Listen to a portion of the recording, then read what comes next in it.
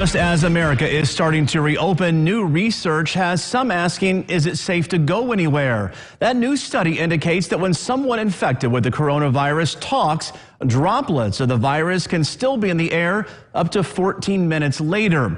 Joining us live tonight to talk about this is infectious disease expert Patty Olinger. Patty, thanks for joining us tonight.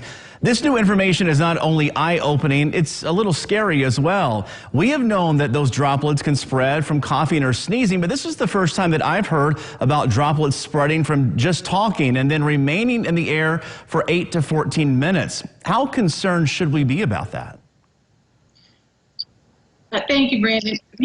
It's one of those things that we've heard this for a while, that there was the possibility that the virus could be sent out when we speak. The thing is that, it just reconfirms the importance of wearing face masks right now while we're starting to reopen. We're learning something about this virus every single day. And we had reports earlier that the virus could stay in the air for up to 3 minutes, and now we have this new report that says, up to 14. Yeah, and this study is coming out right as, businesses are reopening. In your opinion, should this information be taken into account, and should some reopening plans be altered somewhat because of this? Well, I think it reconfirms the whole aspect of the social distancing, that we really need to pay attention to that. It also reconfirms that importance of wearing face masks or respirators. I think that people think about that reopening and it's like, oh, we can go back to, what we thought of as normal. And the new normal when we reopen is going to look a little different. Yeah, what about those who are asymptomatic? With more people now leaving their homes, more people who are infected but have no symptoms will also be going out. Does this change the way that we should be thinking about social distancing? Interestingly, when we go out, we all have, when we go to the grocery store, you see some individuals wearing masks, some not in some locations. And again, that whole importance of knowing this new data and what we hear tomorrow, we just, we don't know yet because it's such a new virus. Again, we really need to wear the face masks. Yeah, so when this study says that the virus droplets could still be in the air 14 minutes later, does that mean if someone is talking on their cell phone in the grocery store, 14 minutes later, I could walk into a cloud of their droplets and possibly get infected?